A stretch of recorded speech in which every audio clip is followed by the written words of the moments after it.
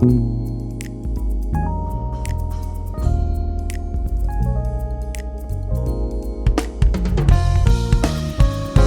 to the Just Us Talking podcast channel.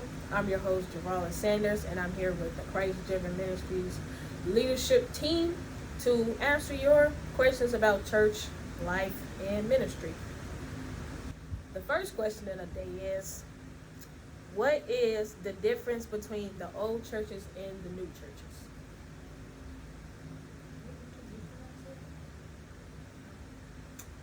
Come on here, Why do I have to start? Mr. Nelson. Let's go. Okay. What is the difference between new churches and old churches? Like many things in life, like many things that evolve, and that many things in life do what we call evolving. So the main difference is just that everybody's life and the way that things happen in the world itself all evolves. So the difference between new churches and old churches is that evolution to the way people worship, and evolution to music, and what draws new generations that also grow into it, evolving into more things. Popcorn. Well, it's like this. The way I see it, what's the difference between old and new? It's like, with the new, with the matter of fact, let me start with the old. With the old, they follow the old traditions, like old songs that I never heard before, that sound like it's as old as dirt itself. Old traditions. You like, for the new church, you need the youth for real. The youth is the next generation. That's the new churches. You feel me? And like, I honestly can't say what the difference is, but I guess it's just the people on the ground. That's a good one. My turn? But if I had to say, Alright. I'll play it. No, I feel like the difference between the old and the new churches. Old churches are kind of like he said, more traditional, but old churches don't really, because I don't know, old churches are kind of like, they don't want to, old churches can really be a new church, like it can be new churches if they would stop following tradition and kind of come out of the old ways, or like, because some old churches are like, like kind of stuck in their ways, so they don't want to change, and they don't want to put their youth forward and all of that. But like the newer churches, it's kind of different. Like, it's like newer music, of course, and then everything is just newer and like youth based. Okay to say popcorn. In the back of the room. Andrew coming like this That's not an answer. They said it. I would say it. Say some more. Expand. Expound. Elaborate. Old churches are traditional. They sing songs like, "Bless that wonderful name of Jesus. Bless that wonderful name of Jesus." A new church, they see a new church, they not following the spirit. They'll sit there and remix it. Bless that wonderful name Yes, of sir. Jesus. Bless that wonderful name. That sounds like a church gate you want to go to. For me, He'd be it's like, that's me. I'm talking about the man. yeah. For me, it's if you follow the spirit. That's it? Popcorn. V-Man. Oh, me? Wow. You still. I'll say the difference basically between the two is really the people. If you put a lot of old people in the church, then they just gonna make it old, you know. If you don't have no fire in the church, then it's just gonna be dust, dry. So what you're saying is, you put old people in the church, they're gonna rock with what they know. They're Yeah, not gonna step into they the gonna be, bottom they gonna flow with what they're comfortable Depending on with. the old So person. that's I'll let why- you say something first before I Wait. come back. Depending on how they follow the spirit. Yeah. Because old people, not all old people can be like that. Like they could be in their 90s still flowing prophetically and stuff like that. Even if it's like a newer church, you know what I'm saying? Depending on how they follow the spirit. Because some churches they go off script. Some churches they'll sit there and be like, you gotta do this, and then you're gonna do this next, and then you're gonna do that after that, and after that you're gonna pray, and then you're gonna bring the word, and then you're gonna sing after the word, and you have another word. Sometimes it be really long, you know what I'm saying? Sometimes it be short. All of that other stuff. I would say that the difference between the old school church and the new school churches is probably technology. Technology has allowed us to be not to have the Bible, the book in your hand versus having the cell phone in your hand. Most preachers are not preaching from the book anymore, preaching from our tablets. There are video screens, and the announcements are not done by somebody standing in front going, hey, we got to be here, we got to be here, we got to do this, we got to do that. Those announcements are now on big movie screens and things of that nature. Lights are different. We're doing different lighting, stage lighting. The pulpit is not a pulpit anymore, it's a stage. So we have a lot of things that have changed because I would say, again, the people too, because older people, for some traditional church, the new school churches would be considered the devil. Back in the day, everything was the devil. And some of it still is. It's like, that's the devil. No, it's not the devil. It's just a new way of, it's not your experience. So one of the things I used to say to my brother was, and we made this vow to ourselves that if we ever became pastors, we ever became leaders of churches, that we would not be stuck in what we know, that even when we get old, we'll let the youth come in and do the new thing, because we were once in that place where we tried to push through into these new things, and people were like, "No, that's the devil, and that's that, or you being too early." And the thing that attracts, people is that when you can use what you think may have started in the world, but when you can turn it around and use it for the good of the church. Social media is one of those things. We're doing it now, taking social media, taking our word to YouTube, Facebook, Twitch, Twitter, LinkedIn, and apps and all that kind of stuff that we're doing. It's allowing us. They did it with, at first it was radio and TV, and those things. They all that's, technically what we would consider the devil. He's the prince of the air. You know what I'm saying? So they have the airwaves, and we would put them all and give him all that control. But we've somehow managed to put the church on those same platforms. So that's my biggest thing. I think the thing is just time to change technology. So you want to come back, so when we're coming back, we got to.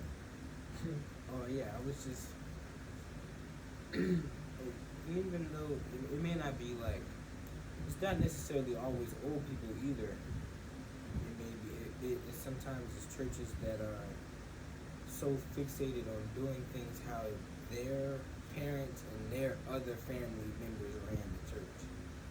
So like if I was to take over or whatever the case may be when he grows old, and then there's new people trying to do new things that may make the church grow, but I'm so stuck in the way he used to do it because I'm trying to continue running the family thing, that it's stopping, and then we'll be stuck in the old ways that used to be good for me that may not be good for everybody else or the people that God has assigned to reach. So there are churches that are built off of family, that stick to the family tradition, and it's not always the church tradition that's keeping them in the old. It may sometimes be family tradition too. That's what I'm talking about, boy. Yes, So can I ask this? So that's like some things that. What are some things that? What I've always tried to do is see. I believe like even music pulls us to. I don't think that the traditional things are lost. Like, you know, sometimes older people think, "Oh, we're going to lose this," or young people don't know hymns anymore. And those are the kind of things I ran into. And so my idea was like, now music today kind of encompasses or has those hymns involved in your new music, but they're just done a different way. So what do you think about the newer music versus the traditional choirs and all that kind of stuff versus like today with more praise and worship? Choirs are kind of, I don't want to say dying out, but kind of fading away. They don't have mass choirs anymore. They have a lot of praise and worship teams. So what do you think? What do you think about that? Are we the same? Are we losing the old school because we have so much new, or are we finding balance? I think that well, from what I've seen and still see, we're not losing the old, like how some people think that we are. I think that we're tackling the new differently how they would expect us to. Like the new music can bring in people that can help us change and expand, and evolve, like you said. And the old, I don't know. Like with new music, like I can, yeah. That's Jesus speaking. Like yeah. Like I mean Jesus speaking through the old one, but like the new one is it's in the modern time. I feel like that has I can talk to you for it. That probably has like everything to do with like I feel like I'm not saying that the old way is like the old way doesn't really interest the youth. Like it's kind of like Jesus. Where's the freedom? The upbeat. Yeah, you got it. Yeah. That's it. I mean, but you want to dance. You want to, and older church used to dance, but they don't dance like we dance now. It's, you know what I'm saying? It's different. To the left. Take it back now, y'all. yeah, I think the newer music it attracts the youth because, and then not only does it like if I'm sitting in this place, if I'm sitting in this church where it's nothing but old songs that does not interest me, like I'm not gonna want to go there. Like I'm gonna want more. And so like when I see somebody that's like doing music, like new churches that's like doing newer music, it's gonna attract me. Like I'm gonna like that, like what I see. So it's kind of gonna draw me to the newer church more because like we're the youth, and it's like that's the thing, because when it comes to that, what you said, is it balanced or not? I believe that it's not balanced, but it's not like overshadowing it in a bad light. Like everyone knows that the hymns and things like of that nature are the past or should be, but then you have what we like to call those every once in a while Sundays where we'll go back and reminisce about that. But it's just like, if your goal is to reach souls that haven't been obtained, that haven't been brought to the kingdom of God. So if that is and everybody loves music. There's not a soul who I've ever heard say they don't like listening to some type of music, something that signifies music or sound. So it's like, if you take God and put it into something and clash it with something that isn't what you would imagine godly, God's glory will be revealed in everything, either way it goes. So that's what I feel like. So I feel like the right way to handle it is by doing the new stuff and grabbing people's attention. Because when they hear that fire rhythm or that funky beat that's super crazy, then people want to come here like, okay, that sounds good. Then when people listen to music, sometimes they just listen to the beat and they don't even know what they agreeing to.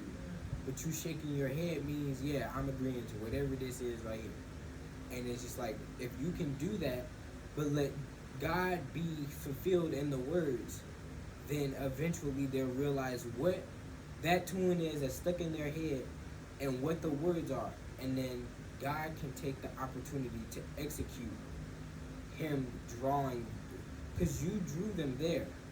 Like what you are doing draws them, and then God keeps them. My dad always says, or my pastor always says that all you have to do is get them here, and God will keep them here.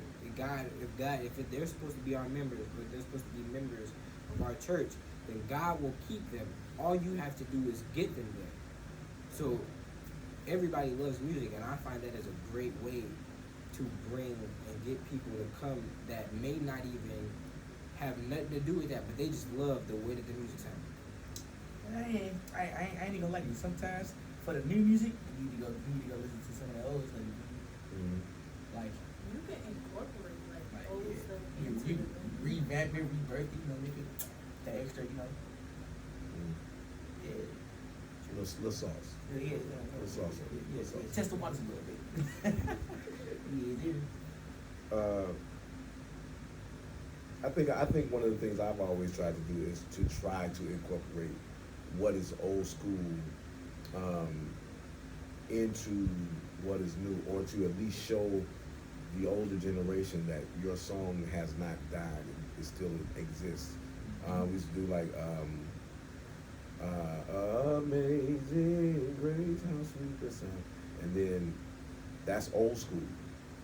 But the entire trip came out with a song called So Amazing. Your love is so amazing, and it's rock. It's still giving me amazing grace. You know what I'm saying? I'm just talking about his love being amazing. It's the same vibe. It's just a different beat. And so, what's attractive to an older generation may not be attractive to the new generation. But if you can find a way to do this, like you said, to merge them together, that's love in itself, and that it should satisfy.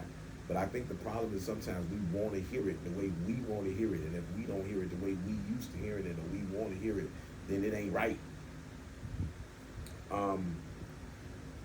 We keep talking about old traditional, so let me ask this question. Probably taking your whole studios over. Sorry. No, continue on. But what do you guys think about demonic music? Because we get a lot of that's the devil's music versus Christian music. What's the devil's music and Christian music? Let me backtrack that. What do you think demonic music is? Like, what makes that particular song demonic? I'm gonna start it off. I believe what makes the song demonic is what was the meaning behind the song. Not and like the meaning of the word, the meaning of the song itself, the meaning behind the words in the song. It's all explanatory, because that's what music is. Music is the vessel that people use to explain how they feel, or the hobbies that this a hobby that they do, something that they know that they're good at. They express themselves within music. It's how some people speak. And so I feel the only way it could be considered demonic is if there's somebody demonic spewing demonic stuff on a track that everybody is listening to. It's like for demonic music, it's like you said, it's the message in the song, and it's what you do with it. You hear a song and it's demonic, you gon' die by, she by, put a star on the ground and an eye, boy, ain't even got the time for all that. You feel me? We need like I don't know, demonic music, bro. Like what?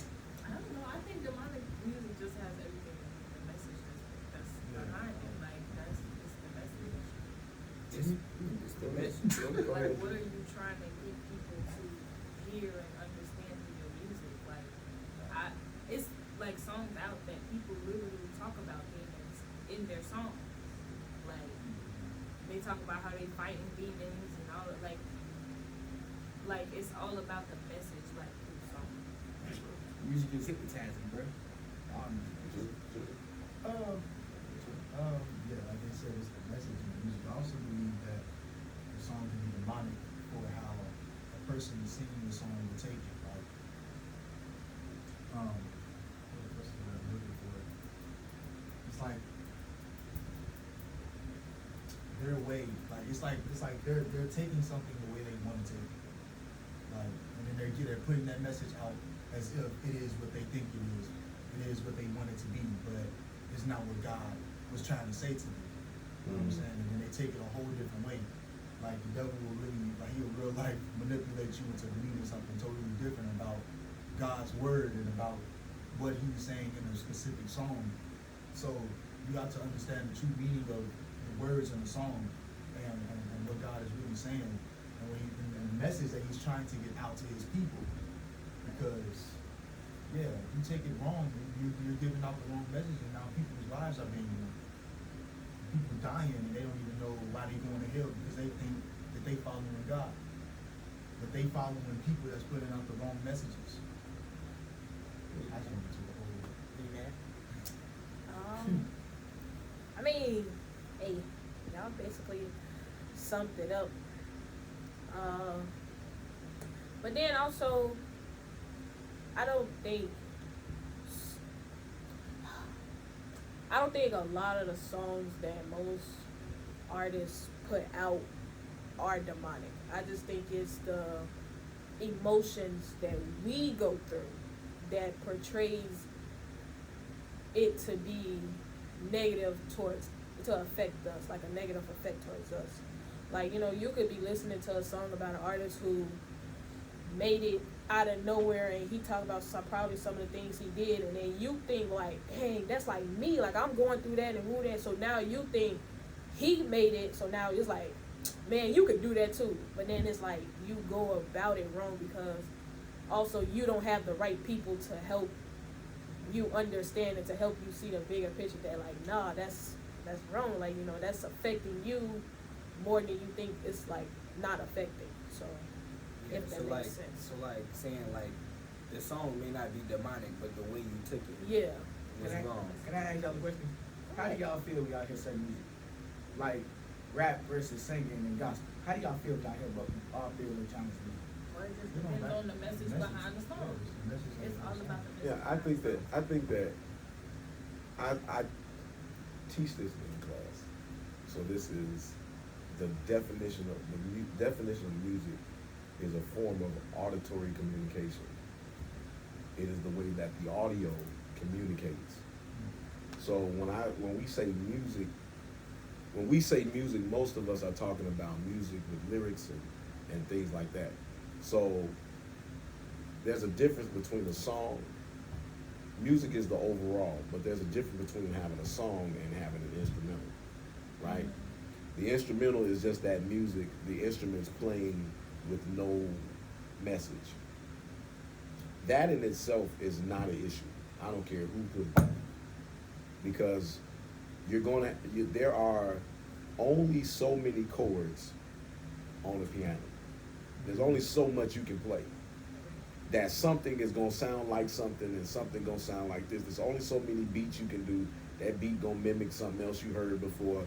So when we start talking about instrumentals, there is nothing that music does right or wrong, right?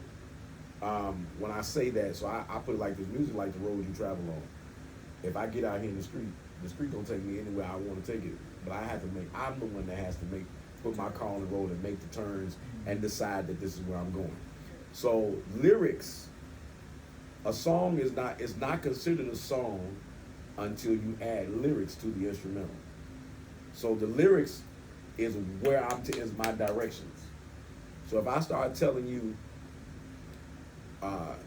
you should go sleep with this one, you should go sell these drugs, you should go shoot this guy, take these shoes, or wear this or wear that, then this is my directive to you. This is what makes a song, what people feel demonic, is because it's not the chords I play. Because that same chord that you heard in Michael Myers is the same chord that jokers use in church when you go into worship and you're speaking in tongues and and the Holy Spirit is moving in your church. Same chords. We ain't changed nothing. James Bond, I play James Bond. And folks be like, and they be hooping and everything to that. So it's not the instrumental itself.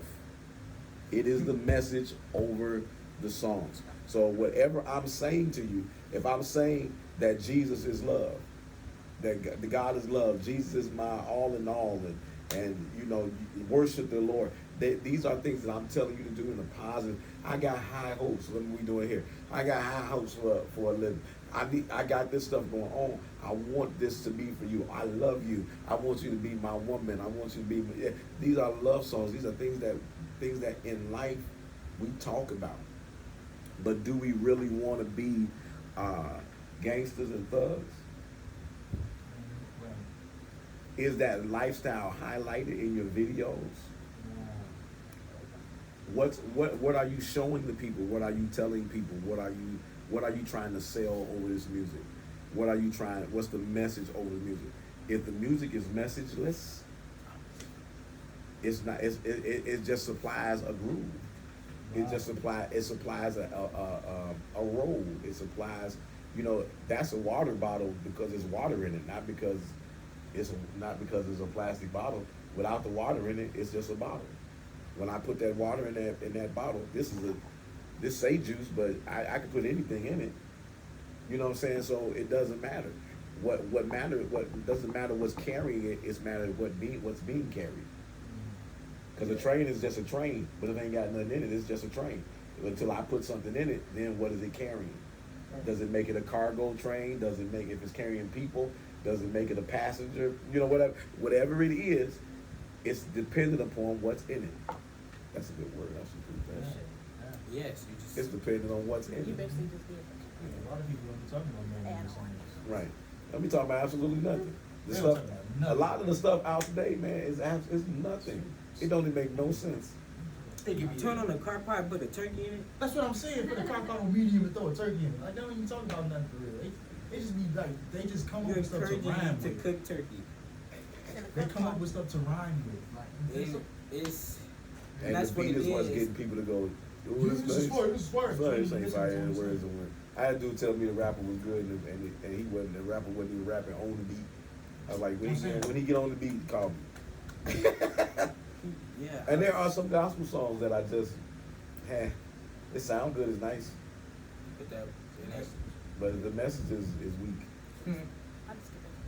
That's why it's and I've heard people say like minor chords are demonic, and I'm just like, Music with no Minor chords language. are. I mean, it's Like, it's just in the major scale. Come on now. and I'm just like, it's like people will find something wrong with everything they don't want to do. Right. So it's like when you've been so used to just jolly with everything major. I don't even know if everything's major because I don't even.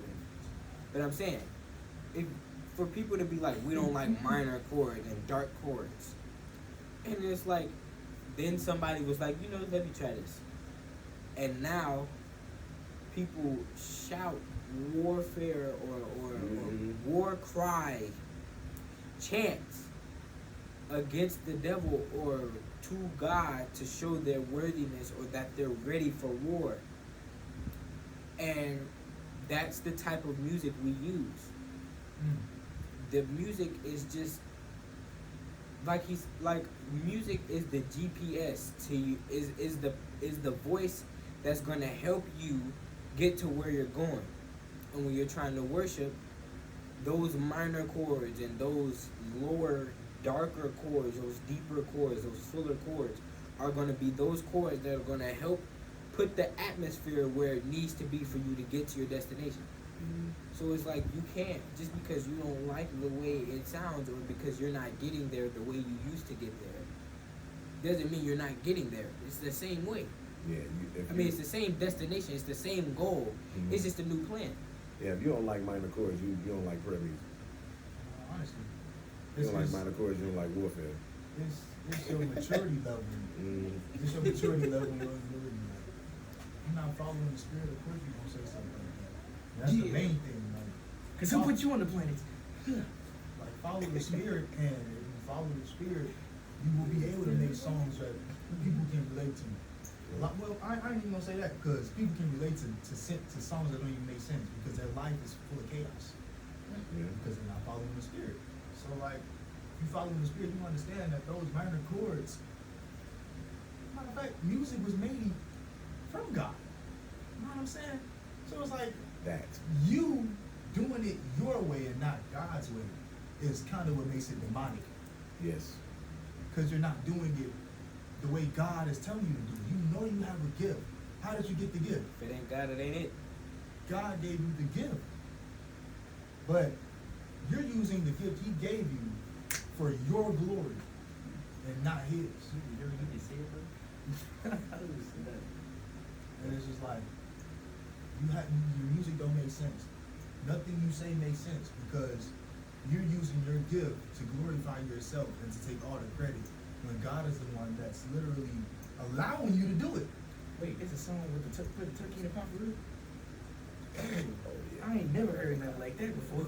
It's stupid, man. It's a song for real? Yes, Never. Oh, God. that's a lyric. Who made it? I don't know.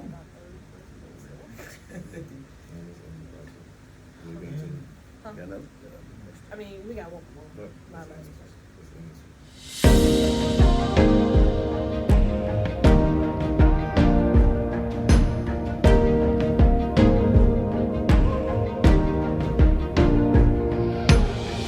Hello, and thank you for tuning in to Christ Driven Ministries Outreach with Pastor Keith Nelson and co-pastor Lakila Nelson. We are located at 206 Main Street, Suite 1B in Hobart, Indiana. We welcome you to join us at one of our 4 streaming services or at our home location. We stream from Facebook, Twitch, Twitter, and also YouTube on Sundays at 6 p.m. for our 6 o'clock service, and on Wednesdays at 7 p.m. for our midweek word of encouragement, and also on Saturdays at noon for our pastor's porch. If you feel it in your heart that you would love to give a donation to our ministry, please visit one of our 3 ways to give. The first one is at Cash App at $Stay Christ Driven, also at PayPal at paypal.me/Christ Driven, and also at Givelify at Christ Driven Ministries Outreach. Also, we would love to tell you again, please stay Christ Driven. Thank you guys for watching and tuning in to today's episode. I hope you guys enjoyed it. Also, don't forget, comment your opinions in the comment section below. And thank you again for joining. And, Now look at your neighbor and tell him, neighbor, stay Christ driven. I always wanted to say it. I always wanted to say it. Keep that part in there.